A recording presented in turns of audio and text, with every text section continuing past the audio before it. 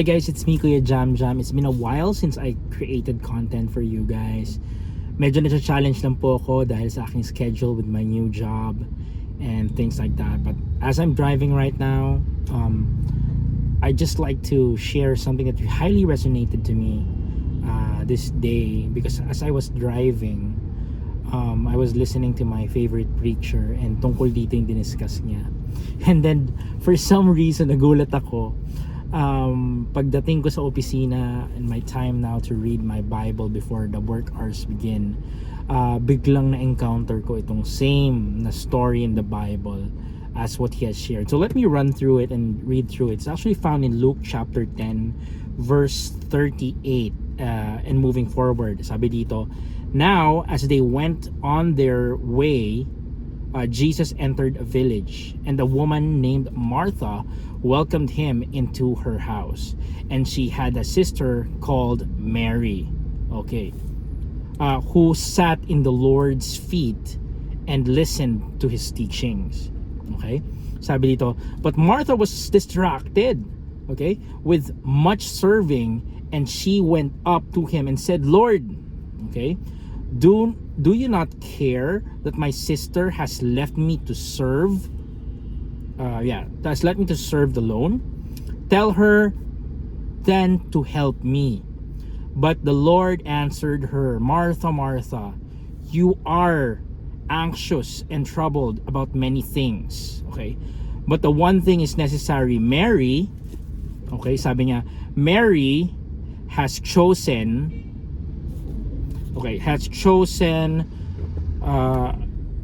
the good portion, which will not be taken from her. So really, again, that was from Luke chapter 10 verses 38 up to 42, and I mean, this is actually a popular verse, and normally kasi when we hear this story, we tend to really view things in a different perspective, meaning na ang perspektibo na may tama at mali. So ang sinasabi normally na naririnig natin is what Martha did something that was wrong while her sister did something that was right. Well, in a way, we can say na pareho sila in a sense. Martha did something that was wrong, primarily nag-complain siya kay Lord and things like that. But I don't necessarily believe na yung action niya na gusto talaga niyang iserve si Lord is something that's wrong.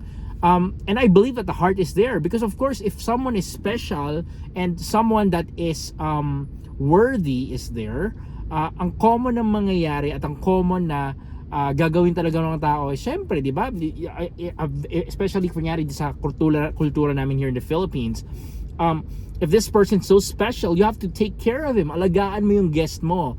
And I believe that's also a Middle Eastern thing, that they do that, wherein there's a guest, you take care of the guest. But and in some sort of way, may merit. May merit yung galit mismo, not really galit, but the frustration, the anxiety that Martha was feeling. And come to think of it, now that I'm actually hearing it, now that I'm actually thinking about it, na-realize ko lang na there is something that we have to understand about the presence of God and the things that we do, especially in terms of ministry. Ako po, na-realize ko was that I missed out a lot of things in terms of ministry. Not necessarily because for example, hindi ako nag-minister, I didn't do small groups, I didn't help in the worship team, but actually I did that. I did those things, wherein I discipled a number of people, and also I was highly active in the music ministry in my school back then, and even in of course in church during those days. But now that I'm already I don't know my age, in my 30s, and reflecting on those 15 years ago, I realized that, oh man, I missed out. And I realized that during those times, I was actually a Martha. Diba? Paano ko sinabing I was a Martha? Because here's the thing. as we become Christians, we got so absorbed with the idea na I'm experiencing the greatness of God. I am doing this. I'm worshiping God and things like that. And it's so wonderful and it's so intoxicating in that context na parang, wow, I'm experiencing something different compared to other people, which is the loving grace, the saving grace of the Lord through Jesus Christ. And there's nothing necessarily wrong about that, like Martha. But now that I look at it, being a person who is looking at it in the lens of evangelism, in the lens of being missional, in reaching out people, I realized that I extremely missed out on the joy of seeing people come to know Christ. Grabe, I'm so convicted right now. I can smile, but I'm actually so convicted with the thought that, oo nga no, bakit hindi ko naisip yon? Instead of simply being happy about, wow, God is giving me this, God is giving that. Of course, that's right. Wala namang mali doon.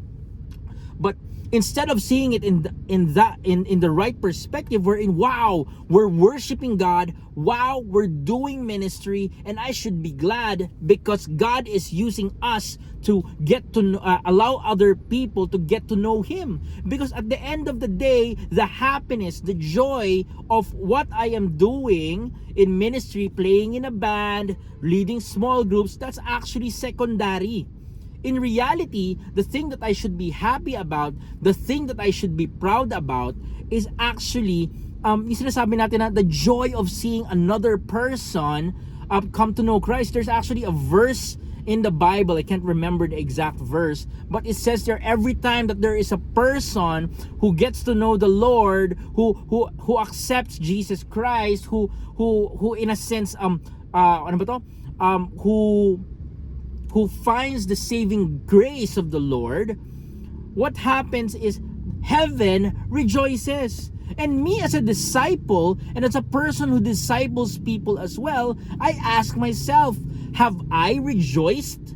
Have I become so glad? Have I become overwhelmed with the joy of seeing God's people, okay, people who have not known Him yet, get to know that there is a loving and great God? I mean, that was something that I realized that was actually a merry moment. I mean, when I say merry moment, for the longest time kasi I've been debating that, saying that, telling people, guys, wala namang mali sa ginawa ni Martha. Well, that's practically true. Wala naman siyang mali. But at the end of the day, I want to focus on Mary. Wherein the joys of being able to do wonders in the name of Christ. The joy of being able to practically just see what Christ has done in the lives of people. I question myself a lot of right now, wherein when I send people to events before, when they try to public, for example, baptism, they publicly share with other people their declaration that they are now followers of Christ. My question for myself is that, have I been glad? Have I rejoiced with them? Have I been as excited as I should be? Well, in reality, I wasn't. I was completely blinded by my own joys, by my own duties, than experiencing the love of Christ. And experiencing that love of Christ with other people and rejoicing with them. And that's a big reminder for me right now as a Christian, as a believer of Christ, as a person who disciples people, as a person who does things, is that I do not want, I no longer desire to miss out on that great happiness, on that great joy of seeing someone come to know Christ. Instead of simply being proud of becoming a great small group leader, being proud of being a great leader in church, being proud of playing in a band, being proud of doing a lot of things, or being a smart or a great preacher, I want to be there standing in front of lots and lots of people. Kahit konti rin pwede, di ba? I want to be there and rejoice with them, partner with them in that joy of coming to know who Christ is. And that is my prayer, that the Lord would remind me always na it's not about what I do, but about what Christ is doing And I as his child, I as a follower of Christ, I as a person who's a part of the way, okay, should always believe and trust that it's not about me. It's not about what I do. It's not about my accomplishments. It's about what Jesus is doing in the lives of people. And I don't need to rejoice any further in terms of my achievements, in terms of my skills, in terms of how God has, in a sense, changed me, because I've done that before. And this time, I'd rather be there, standing up, sitting down, conversing with people, or simply smiling, rejoicing in the fact that God has done wonders in the life of another person. And that's something amazing, and that's something that I'm praying for. And if you're watching this, I hope you got my point. I mean, I'm not saying something else or things like that, but the point is, I want to rejoice. This is another confession by me, okay? That I was a person who was conceited, self-seeking, and was only looking for my own joy, but rather what's important that I realize right now is that I should be a person, okay, who should rejoice in the life change that people has experienced, who rejoice in God's blessings for other people other than myself, because I am called by Christ to be to partner with people, to rejoice with people in their gladness, diba? And I want to be there when someone accepts Christ, to rejoice with another person, as the same way that people in heaven, or the creatures in heaven, the wholeness of heaven is rejoicing.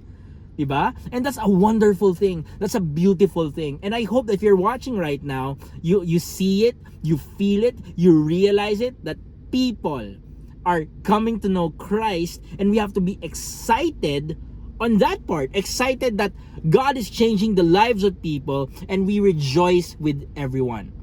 But on the same time, I'd like to balance it also. Now, when we rejoice in reaching out, in seeing people get reached out and see who Christ is, the same way should we be in a sense so overwhelmed or so absorbed with the idea of sharing the gospel to people, because people need Christ. We are living in a generation, we are living in a world that is in dire need of not just a savior, but a Lord, but in a sense of a God, diba? So I'm looking at those two things. Number one, okay, I want to be a person who continually rejoices, okay, with the people around me, with my brothers and sisters in Christ, and no longer focus on rejoicing for myself, diba? The second one that I'm praying for, and the second one that I want to do, is that I would be bothered, I would make an effort, my compassion for the lost would result into action.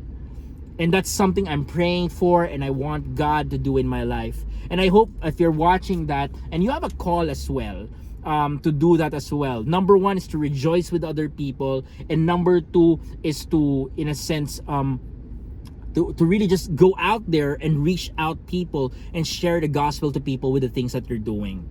It doesn't necessarily mean mag-lead ka ng full na small group or things like that.